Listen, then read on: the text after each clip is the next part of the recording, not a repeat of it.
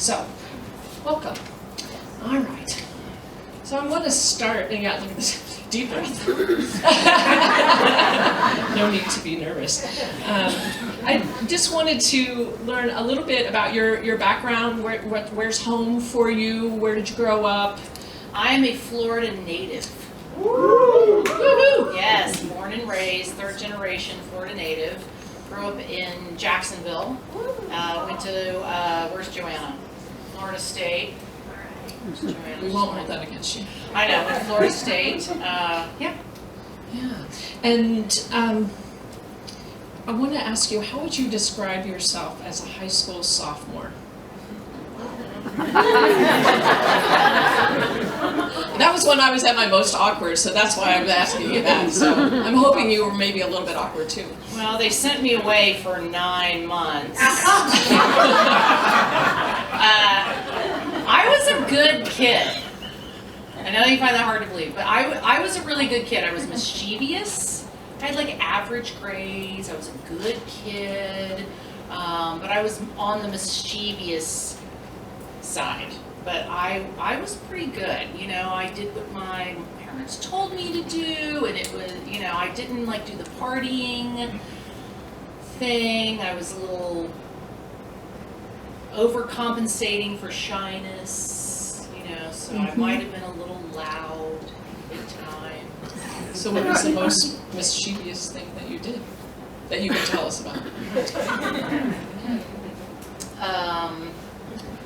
Well, one time I just wanted to go home. I was just tired. So I took a chocolate milkshake and poured it all over myself. And I went to the dean of students and I was like, oh my God, somebody threw a milkshake on me. And so she sent me home. So I did stuff like that. And then one of my... I have some of my students in the room. You don't need to be giving them any good ideas about things to do. Yes. Yeah, but you gotta go whole hog. Like you can't just like spill it on like a little bit. You gotta like douse your, yeah, you gotta go all the way or you don't get sent home. They're like, just wipe that off, you know. Okay, for example, so one of my best girlfriends and I, we would go, wait a minute, you do have students here? I do.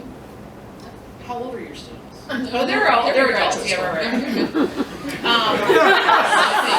Maybe I should tell you that they were. No, so like we would go to her house. Okay, first of all, we were smarty pants in English. So we were like in the AP English class, and our AP English teacher was 25 years old, and she had no idea what she was doing. So she didn't know that if you missed class, you had to get like a readmit, like a thing to come back into class.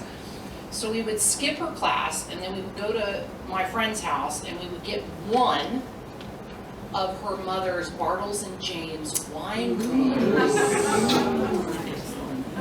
and a clove cigarette.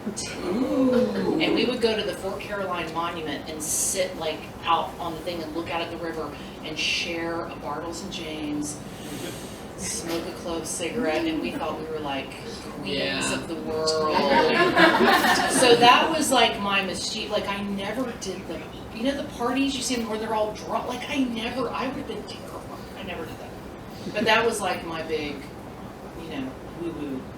So tell me about how you approach the first day of class. I think the first day of class in many ways is one of the most important, if not the most important day of the semester.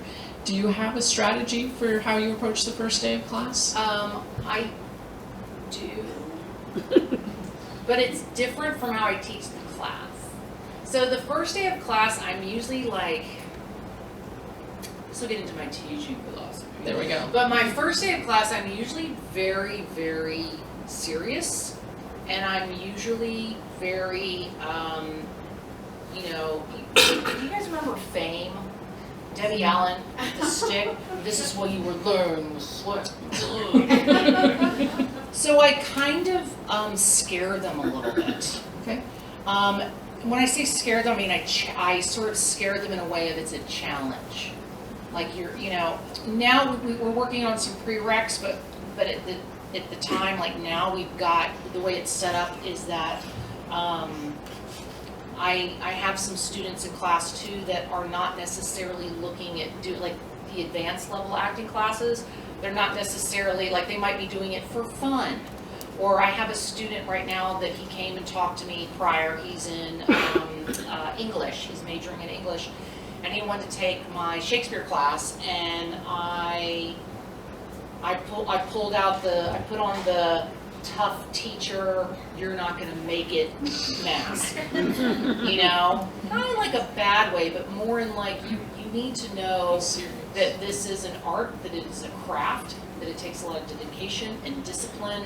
It's not high school acting, it's not about goofing off on stage, that it's literally a technique and a craft that we're learning that takes a lot of seriousness and dedication, much more so than a lot of other things you might be doing in your college track. So I kind of give them all that and get them all in this, like, because I kind of sometimes I'm waiting for them to drop. You know, I'm like, okay, I need 2 to drop, so how do I scare them?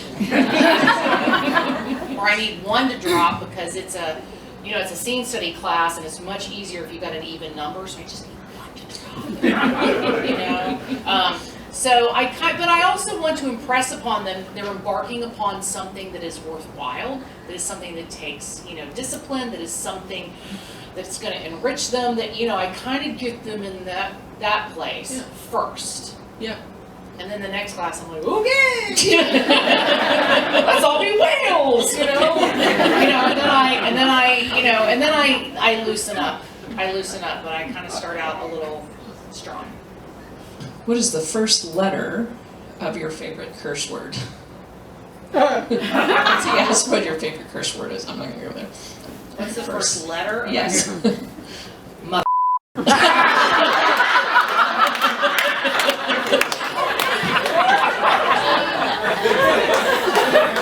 I got Jenny Bloom to blood.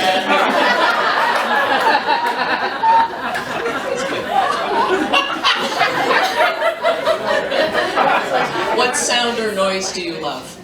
Sound or noise do I love? I mean, laughter is always good. Laughter is always good. What sound or noise do you hate?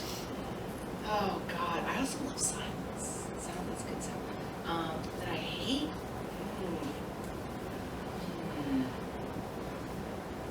So I hate Fingernails on the chalkboard? Yeah, I mean that's all bad. I don't know. Okay. That's all hard.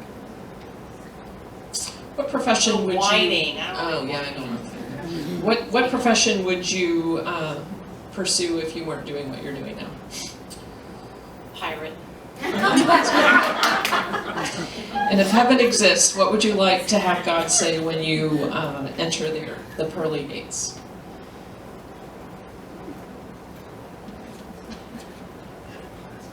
I hope the bar is open.